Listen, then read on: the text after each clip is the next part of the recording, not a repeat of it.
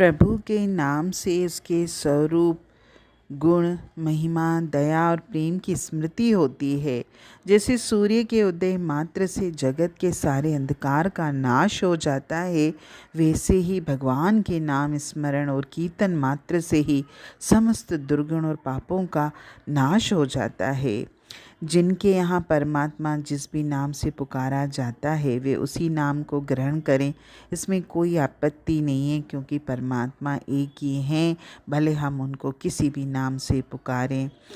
परंतु परमात्मा का नाम लेने में लोग कई जगह बड़ी भूल कर बैठते हैं। भोग आसक्ति और अज्ञान से उनकी ऐसी समझ हो जाती है कि हम भगवान का नाम साधन करते ही हैं, तो नाम से पाप का नाश तो होता ही है, इसीलिए पाप करने में कोई आपत्ति नहीं है। ये समझकर वे पापों को छोड़ना तो दूर रहा, परमात्मा के नाम का सहारा लेकर पाप करने लगते हैं। एक छोटी सी बात है कि एक मुकदमेबाज व्यक्ति एक नाम प्रेमी जो प्रभु के नाम से जुड़ा हुआ था, नाम प्रेमी भक्त को गवाह बनाकर अदालत में ले गया और उससे कहा कि देखो, मैं जो कुछ तुमसे कहूँ तो जज के पूछने पर वही कहना।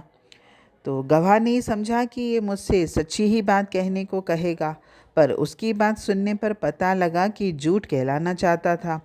इससे उस नाम प्रेमी भक्त ने कहा, भाई मैं झूठी गवाही नहीं दूंगा। तो मुकदमेबाज वाले व्यक्ति ने कहा कि इसमें आपत्ति कौन सी है? क्या तुम नहीं जानते कि भगवान के नाम से पापों का नाश होता है? तुम तो नित्य भगवान का नाम लेते ही हो, भक्त हो, जरा से झूठ बोलने में तुम्हारा क्या बिगड़ेगा? एक ईश्वर के नाम में पाप नाश की जितनी शक्ति है, उतनी मनुष्य में पाप करने की शक्ति नहीं है। मैं तो काम पड़ने पर ऐसा ही करता हूँ। उसने कहा, भाई मुझसे काम नहीं होगा, तुम करते हो, तुम्हारी मर्जी।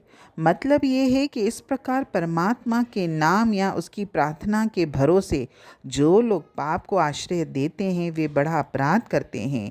वे तो पाप करने में भगवान के नाम को साधन बनाते हैं, नाम देकर बदले में पाप खरीदना चाहते हैं। ऐसे लोगों की दुर्गति नहीं होगी तो किसकी होगी? कुछ लोग संसार के पदार्थों की कामना वाले हैं, वे भी बड़ी भूल करते हैं। वे भगवान का नाम लेकर उसके बदले में भगवान से धन, संपत्ति, पुत्र, परिवार, मान, बड़ाई आदि चाहते हैं। वास्तव में वे भी भगवान के नाम का महत्म्य नहीं जानते, उसकी महिमा को नहीं समझते।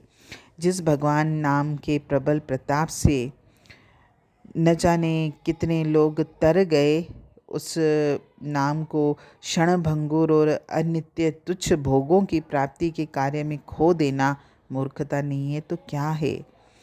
संसार के भोग आने और जाने वाले हैं, सदा ठहरते नहीं हैं, और प्रत्येक भोग दुख मिश्रित ही है, क्योंकि हर सुख के पीछे दुख तो आना ही है। तो ऐसे भोगों के आने जाने में वास्तव में हानि ही क्या है?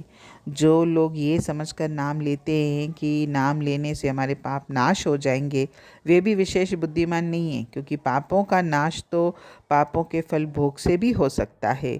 जिस ईश्वर के नाम से, जिस परमात्मा के नाम से स्वयं प्रियतम परमात्मा प्रसन्न होते हैं, जो नाम हमारे हृदय को परिवर्तित करता है, मेरे हृदय में आनंद भर देता है, जो मुझे साक्षात प्रभु के दर्शन कराता है, उसको केवल पाप नाश करने में लगाना क्या भूल नहीं है?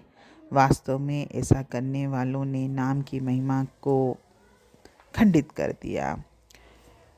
जीवन में प्रभु का नाम लेना है हमें अपनी मुक्ति के लिए, ना कि सांसारिक भोगों को प्राप्त करने के लिए। हरिओम।